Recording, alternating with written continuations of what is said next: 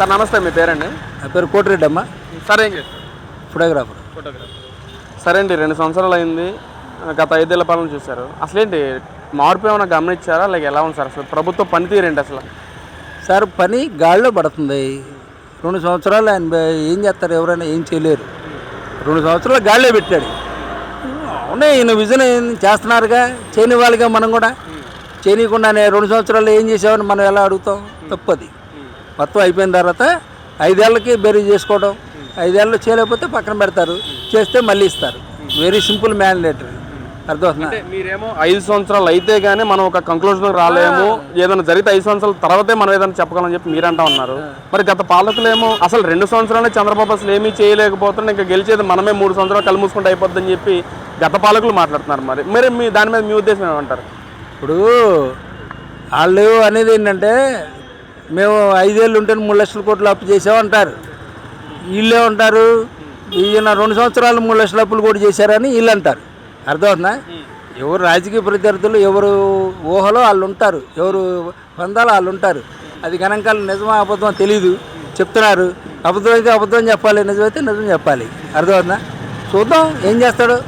ఉన్నోడు ఉండాలి, అంతేగాని ఏదో ఒక వర్గం ఉండకూడదు. పోయినసారి జగన్మోహన్ రెడ్డి గారు చేసింది ఏంటంటే, లేని వాళ్ళకి ఏదైనా హెల్ప్ చేస్తే బాగుంటుందని అతిగా చేశాడు. అర్థమవుతుందా? అంటే అందరినీ ఎవరన్నా ఆయన పాదయాత్రలో 100 మంది చూసి ఉండొచ్చు, లేకపోతే 1000 మందిని చూసి ఉండొచ్చు. కానీ రాష్ట్రం అంతా ఎట్లానే ఉందని, కానీ ఎక్కువ సంక్షేమం మీద దృష్టి పెట్టాడు ఆయన. ఆయనది తప్పు అంటం లేదు, నీకు అర్థం కావట్లా. కానీ అలా చేయడం కూడా పొరపాటే. నీకు అర్థమైందా? అప్పుడు పనిచేసే నాదులు లేడు, ఇప్పుడు పని చేస్తాం తిరుగుతున్నాడు. ఇప్పుడు అప్పుడున్న చేసిన పొరపాటు ఇప్పుడు చంద్రబాబు నాయుడు రైట్ చేశారు ఒక సెక్టార్లో. ఇంకో సెక్టార్లో ఏంటంటే ఆలోచన విధానం విభిన్నంగా ఉంది. మనం ఏటు ఒడ్డున ఉంటే మంచిది, ఏట్లో దిగితే మునిగిపోతాంగా. అది అందరూ గమనించాలి, పాలకులు కూడా గమనిస్తే మంచిది. సార్ మరి డెవలప్మెంట్ ఏమైనా గమనిస్తున్నారు? రోడ్డు విషయంలో కానీ, లేదా చదువుకున్న వాళ్ళకి జాబ్స్ కల్పించే విషయంలో కానీ అంటే మార్పులు ఏమైనా ఉన్నాయంటారా? ఏది ఇంతవరకు ఏం కనపడలేదు కదా. సంవత్సరం 2 ఏళ్ళే కదా సార్. వీళ్ళు కూడా 5 ఏళ్ళు అవునే ఉండే పీరియడ్ అయిపోతే అప్పుడు చేశారా లేదని బేరీజ్ లాస్ట్ ఇయర్ వస్తుంది. ఫస్ట్ ఇయర్ సెకండ్ ఇయర్ లేని తెలీదు. ఇప్పుడు మీరు అడగడం కూడా పొరపాటు, తప్పది. సంవత్సరానికి 6 నెలలకి ఏం చేస్తారు? వీళ్ళన్నీ సెటిల్ చేసుకుని రావాలి. 1 సంవత్సరం 2 సంవత్సరాలు వాళ్ళేమో కళ్ళు మూసుకుంటే ఇంకా 3 సంవత్సరాలు అయిపోద్ది, 2 సంవత్సరాలు చేసింది వాళ్ళు మాట్లాడుతున్నారు కదా. మరి వాళ్ళ గురించి ఏమంటారు? మరి అంతేగా, కళ్ళు మూసుకుంటే 3 సంవత్సరాలు 2 సంవత్సరాలు అయిపోయిందిగా.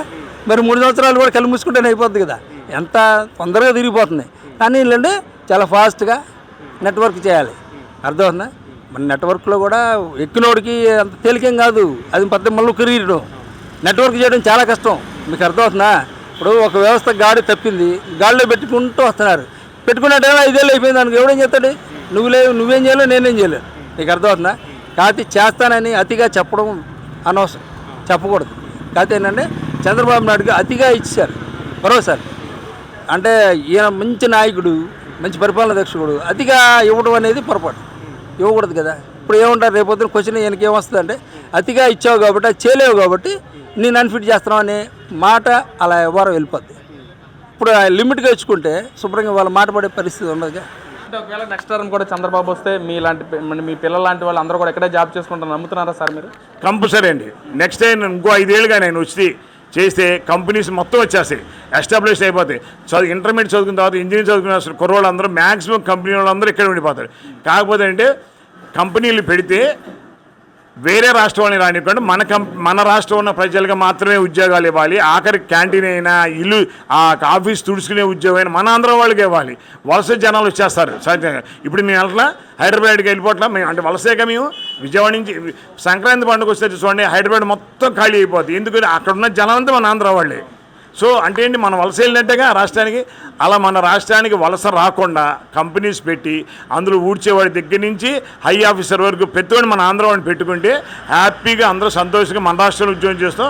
మన రాష్ట్రానికి రెవెన్యూ వస్తుంది. మన రాష్ట్రానికి రాబడి ఎలా చేయాలని అప్పులు చేసి కాదు, అప్పులు చేసి ప్రపంచ బ్యాంక్ దగ్గర ఏది పార్కులు తాకట్టు పెట్టి ఈ తాకట్టు డబ్బులు తేవడం కాదు. మనం ఉన్నదాన్నే రెవెన్యూ ఎలా తెచ్చుకోవాలి. ఇప్పుడు మన విజయవాడలో డిపార్ట్మెంట్స్ ఉన్నాయి కదా, నీటిపారుదల శాఖ, తూనికల శాఖ, ఇలాంటి తర్వాత బొగ్గు గనుల శాఖ, ఇవన్నీ ఎక్కడ ఉన్నాయి? అడ్మినిస్ట్రేటివ్ డిపార్ట్మెంట్లు, ప్రైవేట్ బిల్డింగ్లు లక్షలు అద్దె ఇచ్చుకుంటాయి. చంద్రబాబు నాయుడు గారు పీడబ్ల్యూ గ్రౌండ్లో ఆ అడ్మినిస్ట్రేషన్ డిపార్ట్మెంట్ మొత్తం ఒకేసారి పెడతానన్నాడు. అప్పుడేమవుతుంది, ఈ అడ్మినిస్ట్రేషన్ బిల్డింగ్స్ మొత్తం ఆ లక్షలు ఎత్తి మనకు మిగిలినట్టే కదా. అదే పీడబ్ల్యూ గ్రౌండ్లో ఒక 5 అంతస్తులు 6 అంతస్తులు పెద్ద బిల్డింగ్ కట్టేసి అన్ని డిపార్ట్మెంట్స్ చేసి పీడబ్ల్యూ గ్రౌండ్ పెట్టుంటే ఆ లక్షల అద్దంతా మనకి మిగిలేదు కదా. సో రెవెన్యూ వచ్చేది, అది కూడా చేయలేదు. ఏది ఇప్పుడు కదా, అది ఎప్పుడో 10 ఏళ్ళ క్రితం విషయం ఇది చేసినారు. ఇప్పుడు ఆ విగ్రహం పెట్టారు. విగ్రహం పెడతాం వల్ల ఏంటి ఉపయోగాలు? విగ్రహాలు ఆయనదే కాదు, అసలు ఊళ్ళో అన్ని విగ్రహాలు ఎందుకండి నాకు అర్థం కాదు. అన్ని పెద్ద విగ్రహం పెట్టారు. అక్కడ ప్రతి సంవత్సరం ఎగ్జిబిషన్ జరుగుతుంది పీడబ్ల్యూ గ్రౌండ్లో. సంవత్సరానికి ఎగ్జిబిషన్ జరిగితే గవర్నమెంట్కి ఎంత ఆదాయం వస్తుంది? అక్కడ పెట్టిన స్టాల్స్లో ఎంతమంది మన కుర్రోళ్ళు పనిచేస్తారు, ఎంతమంది ఉపాధి కలుగుతుంది? ఇప్పుడు అదంతా పోయిందిగా ఆ విగ్రహం పెడతాం వల్ల. ఆ విగ్రహం పెట్టలేదు అనుకోండి, ఇప్పుడు ఆ రెవెన్యూ ఉండేదా? అదే రెవెన్యూ ఎలా రావాలనేది ఆలోచించట్లేదు ఈ మంత్రులు. ఎలా ఖర్చు పెట్టేయాలి, ఎక్కడ అప్పులు తేవాలి, ఇదే జీవితం. అప్పులు తేవాలి, ఖర్చు పెట్టాలి. ప్రతిరోజు తెలుసు, పుట్టేటప్పుడు ఏం తేలేదు, చచ్చిపోయేటప్పుడు ఏం లేదు. చచ్చిపోయేటప్పుడు ఉట్టే శరీరంతో తగలబెడతారు. అది వాళ్ళకి తెలుసు. మనవరాలు సంపాదించుకునే కోట్ల ఆస్తి ఏం చేసుకుంటామండి? చచ్చిపోతే ఆడి ఫోటోని మహా అయితే ఒక తరం పెట్టుకుంటారు, 2వ తరం ఫోటో కూడా పెట్టుకోరు ఆడి ఇంట్లో. కానీ ఆ ఆస్తి మాత్రం అనిపిస్తారు.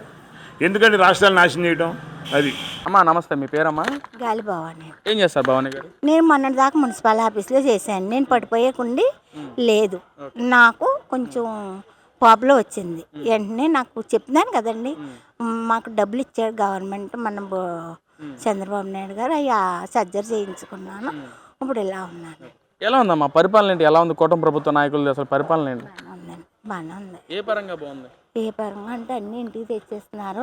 చిన్న ఉద్యోగాలు కూడా పాపం ఎవరికి తగ్గొట్టు వాళ్ళకి చదువు లేకపోయినా హాస్పిటల్లో అది ఇస్తున్నారు కదండి. మరి ఇస్తున్నారు, అందరూ వెళ్తున్నారండి పనులకి. అది గతంలో అలా ఉండేది పనులు ప్రజలు ఎవరి పని వాళ్ళు చేసుకునే విధంగా, చదువుకునే పిల్లలు జాబ్ కల్పించే విధంగా ఏమన్నా గతంలో ఏమన్నా ఉందామా జగన్మోహన్ రెడ్డి హయాంలో? ఏమి లేదు, ఏదో వాలంటీర్లను పెట్టాడు అంతే. వాళ్ళకే వాళ్ళు పెట్టిన చేసాడు అంతే అండి. ఏముంది అక్కడ? అంటే ఆయన మాట్లాడే మాటలు ఏంటంటే, మాట తప్పకుండా మడం తిప్పకుండా చేసే నాయకుడు జగన్మోహన్ రెడ్డి, ప్రజలకి ప్రతిరోజు ఏదో ఒక పథకం అందించే నాయకుడు జగన్మోహన్ రెడ్డి, దమ్మున నాయకుడు జగన్మోహన్ రెడ్డి, డెవలప్మెంట్ చేసే నాయకుడు జగన్మోహన్ రెడ్డి అంటున్నారమ్మా. మరి ఏం కాదు, వాళ్ళ నాన్నగారు చేసారేమో కానీ ఈయనేమి అందరి మాట వింటాడండి. ఈయన వింటాడు అంతే. అంటే ప్రజలు సంతోషంగా పెట్టిన నాయకుడు జగన్మోహన్ రెడ్డి కాదు, నిజం కాదు అది? ఏమో నాకేమీ కాదండి, నాకేం కాదు. పెన్షన్ వస్తుందా మీకు? నాకు పెన్షన్ వస్తుందండి. ఎంత వస్తుంది?